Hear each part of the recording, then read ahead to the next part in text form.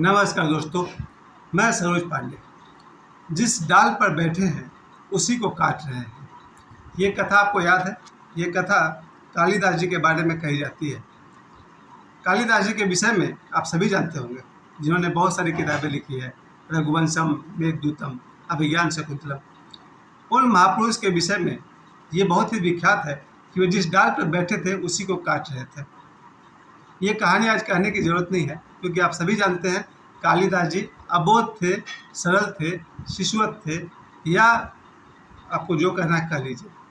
कालिदास जी जिस डाल पर बैठे थे उसी डाल को काट रहे थे। इस कहानी के बाद थोड़ी सी याद आपको दिलाना चाहता हूँ। जहाँ उस युग की सबसे सुंदर राजकुमारी विद्योत्मा, उनके विवाह के लिए जब स्वयंवर रचे जाते थे तो किसी भी राजकुमार को कोई न कोई कमी निकाल करके रिजेक्ट कर देती। तो फिर पंडितों ने प्लान किया, इनका विवाह किसी मूर्ख से हम लोग कराएंगे। और पंडितों ने मूर्ख की तलाश शुरू कर दी, इडियट यानी स्टूपिड। पंडितों ने एक साजिश रची कि कैसे विद्युत्मा का विवाह एक मूर्ख से करा दिया जाए। और जब वो लोग घूमने निकले, ढूंढने निकले, तो उन्होंने एक नौजवान को देखा जो एक पेड़ पर चढ़ा हुआ था और जिस डाल पर बैठा था उसी को काट रहा था। पंडितों ने उससे पूछा कि क्या कर रहे हो भाई? तो उन्होंने कहा लकड़ी काट रहा हूँ। पंडितों ने कहा तुम जिस पर बैठे हो वो डाल गिरेगी तो तुम्हारा क्या होगा? चलो नीचे उतरो। और इस तरह से पंडितों ने मान लिया कि ये महामूर्ख है। लेकिन कहानी में कुछ बात ऐसी बदली कि वही बाद में महाकवि कालिदास बने। आज भी पता नहीं कितना साल हो गया होगा इस घटना को, सैकड़ों साल बाद भी आज हम कालिदास जी को याद करते हैं। उनकी किताब मैंने पढ़ी है, मेघदूतम, बहुत ही बढ़िया किताब है। अभिज्ञान शकुंतलम का भी कुछ पार्ट मैंने पढ़ी है। मेरे कहने का मतलब ये है कि जिस डाल पर बैठे हैं उसी को काट रहे हैं। ये मेरे जीवन का अपना अनुभव रहा है। मैंने बहुत सारे लोगों को देखा है, थोड़ा बहुत तो हम भी थे उसमें से, कि हम सब अपने जीवन रूपी डाल को ही काटने में लगे हुए हैं। दो खबर पहले जो अखबार की मैंने पढ़ी है उस पर मैं थोड़ा सा कहना चाहता हूँ।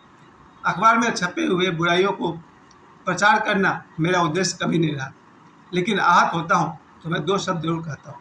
2 दिन पहले की जो दुर्घटना मैंने पढ़ी थी, जिसमें कि 2 नाबालिग लड़के एसयूवी गाड़ी की ड्राइविंग कर रहे थे 150 की स्पीड में, और साथ ही साथ वो लोग रील बना रहे थे। आज के युग का एक बहुत बड़ा शौक है रील बनाना। और वो 2 नौजवान रील बना रहे थे, 150 की स्पीड में अपनी गाड़ी चला रहे थे। गाड़ी डिवाइडर को पार किया और 5 बार लुढ़का, और इस बीच एक स्कूटी के चपेट में 2 बहनों को मार डाला। इस घटना से मैं बहुत आहत हुआ, क्योंकि मेरी पत्नी का भी देहांत रोड एक्सीडेंट में हुआ था किसी लापरवाह ड्राइवर के कारण। इस बात से मैं बहुत आहत हुआ। क्यों लोग अपने नाबालिग बच्चे के हाथ में गाड़ी की चाबी देते हैं? उससे पहले वो बच्चों को संस्कार और शांति और ध्यान क्यों नहीं सिखाते हैं? आज मेरा बेटा ये 20 साल का है, ड्राइविंग के योग्य हो गया। 18 वर्ष के बाद से वो ड्राइविंग कर सकता है, उसे ड्राइविंग लाइसेंस मिल जाएगा। लेकिन उससे पहले मैं उसे ध्यान सिखाना चाहता हूँ, ताकि उसमें शीतलता है, उसके मस्तिष्क में शीतलता है। कैसे गाड़ी चलाना चाहिए, क्या स्पीड होना चाहिए, कि गाड़ी चलाते हुए कि रील बनाना चाहिए कि नहीं बनाना चाहिए, ये सब बात कौन सिखाएगा? यही बात पर मैं आपसे कहना चाहता हूँ कि लोग जिस डाल पर बैठे हैं उसी को काट रहे हैं। माता पिता 20 लाख की गाड़ी तो दे सके, पर 20 पैसे के संस्कार नहीं दे पाए कि अपने बच्चे को सड़क पर चलते हैं तो अपना और दूसरे का ध्यान कैसे रखा जाता है। 20 लाख की गाड़ी है, पर मुफ्त के संस्कार अपने बच्चे को लोग नहीं दे पाते हैं। और बस दूसरी एक घटना की बात कर लूँ, उसके बाद मैं अपनी बात पर लौटूंगा। दूसरी घटना आज सुबह के अखबार की है। बहुत ही एक गलत खबर थी, एक समाचार मैंने पढ़ा। गलत मैं इसलिए कह रहा हूँ कि बहुत मैं आहत हुआ, जिसमें कि एक स्टूडेंट की, एक छात्रा की हत्या उसके प्रेमी ने कर दी और स्वयं भी आत्महत्या करने का प्रयास किया। इस घटना में सुबह मैं पढ़ रहा था अखबार को, उसके डिटेल्स को भी मैंने पढ़ा। किस गलतफहमी में आदमी जी रहा है। वो लड़की जिसे अपना प्रेमी समझ रही है, वही उसका हत्यारा साबित हो गया, और बाद में उस लड़के ने अपने आप को भी मारने की कोशिश की। यहाँ भी वही बात आती है, संस्कार। माता पिता क्यों नहीं दे पाते अपने बच्चों को संस्कार? कहाँ दौड़ पड़ते हैं बच्चे 12, 14, 16 साल की उम्र में पति या पत्नी की तलाश में। इतनी जल्दी भी क्या है भाई? देखा जाए तो वैदिक धर्म के अनुसार 25 वर्ष के आसपास में विवाह की बात तय करनी चाहिए, या फिर कन्याओं के लिए 18 वर्ष के आसपास में। लेकिन आज ये बच्चे जब ये जिम्मा अपने ऊपर ले लेते हैं, स्वयं ही निकल पड़ते हैं प्रेम की तलाश में, और प्रेम के नाम पर उन्हें क्या मिलता है? हत्या। और ऐसी घटना साल में नहीं बल्कि शायद प्रतिदिन हो रही होगी। अखबार में तो एक दो खबर छपते हैं और सैकड़ों हजारों खबरें नहीं छपती हैं। कहने का मतलब वही है, ये जीवन रूपी डाल पर हम बैठे हैं, उसी को काट रहे हैं। हर माता पिता अपने बेटे को, अपने बेटी को ये संस्कार क्यों नहीं दे पाते हैं? अपना जीवन जो ईश्वर ने हमें दिया है, इससे ज़्यादा अनमोल कुछ नहीं है, और हम उसी को बर्बाद करने में लगे हुए हैं। कालिदास जी को मैंने आज याद किया कि सिर्फ कालिदास ही उस डाल पर बैठ करके, जिस डाल पर बैठे उसको काट रहे हैं, ऐसी बात नहीं है। मैंने अपने जीवन में सैकड़ों हजारों लोगों को देखा है, और आज भी देख रहा हूँ, जिस डाल पर बैठे हैं उसी को काट रहे हैं। जो मन बंदर है, आप बंदर नहीं है। मन चंचल है, आप चंचल नहीं है। कभी सुना है गीता में कहीं भगवान कृष्ण ने कहा क्या कि आत्मा चंचल है? कहीं नहीं कहा। जहाँ अर्जुन ये प्रश्न करते हैं भगवान श्री कृष्ण से कि हे केशव, मन अत्यधिक चंचल है, अर्जुन ने ये तो नहीं कहा कि आत्मा बहुत चंचल है। पर हम मन की चंचलता में आकर के अपने आप को नष्ट करते हैं, अपने साथ जो लोग हैं उन्हें नष्ट करते हैं, और जो आपके कोई नहीं लगते हैं उन्हें नष्ट करते हैं। कब कब हम लौटेंगे होश की तरफ? गौतम बुद्ध से लेकर के ओशो तक सभी लोग एक ही बात सिखा रहे हैं, होशपूर्वक जीवन जिए। नहीं सीखना चाहते लोग, इसलिए गुरुजी बड़ा कठोरता से कहते हैं, जो ध्यान नहीं करते हैं वो कुत्ते की मौत मरेंगे। बहुत कठोर बात उन्होंने कही, लेकिन बहुत सही बात कही। जो व्यक्ति ध्यान नहीं करता है वो अपने आप को तो नष्ट करेगा ही, दूसरे को भी नष्ट करेगा। और दूसरे को आप क्या नष्ट करेंगे? दूसरे को नष्ट करने वाला एक दिन स्वयं ही नष्ट हो जाता है। मेरे कहने का मतलब ये था, आज के वीडियो का उद्देश्य यही है, आप जहाँ कहीं भी रहते हैं, जिस संस्था के साथ आप काम करते हैं। अभी आज भी अखबार में एक और खबर थी ना, कोई एयरलाइंस के विषय में था कि उसके 100 से अधिक कर्मचारी छुट्टी पर है और बहुत सारे फ्लाइट्स को रद्द करना पड़ा। क्यों भाई? जिस कंपनी में काम कर रहे हैं उसे ही डुबाने में लगे हुए हैं। खैर, उनका अपना बहस है, किस बात से कर रहे हैं वो लोग, क्या विरोध है।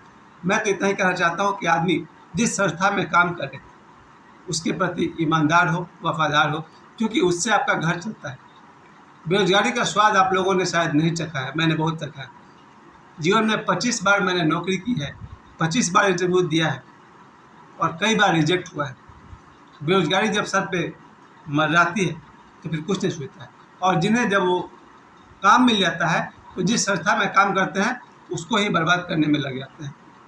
खैर, सबसे मुश्किल बात तो ये है, अपने आप को सुधारना आसान है, पर किसी और को सुधारना असंभव है। अगर वो नहीं सुधरना चाहता है तो हम क्या कर सकते हैं?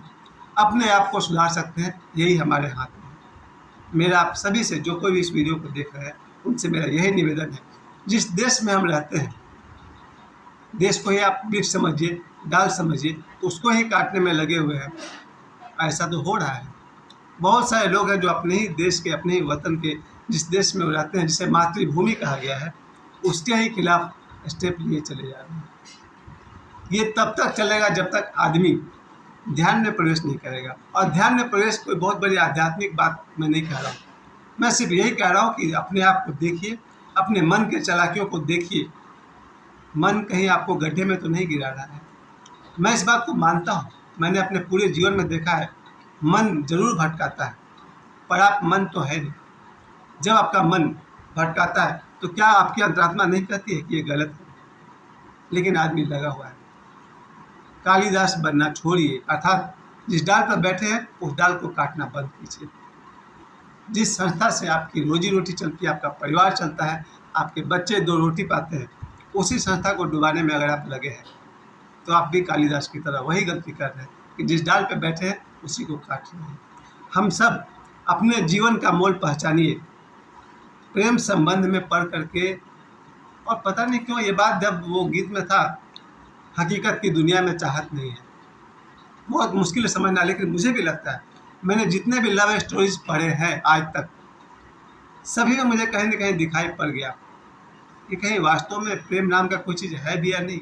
वो गाना याद है ना, किताबों में छपते हैं चाहत के किस्से, हकीकत की दुनिया में चाहत नहीं है। खैर, मैं ये तो नहीं कह सकता हूँ कि धरती प्रेमहीन है, जिस धरती पर गौतम बुद्ध से लेकर के आज ओशो तक है, उस धरती पर प्रेम तो बहुत है, लेकिन प्रेम को नष्ट करने वाले भी बहुत हैं। एक बार फिर से आप सभी से निवेदन है, जिस डाल पर बैठे हैं उससे मत काटिए। मुझे समय देने के लिए आप सभी को बहुत बहुत धन्यवाद।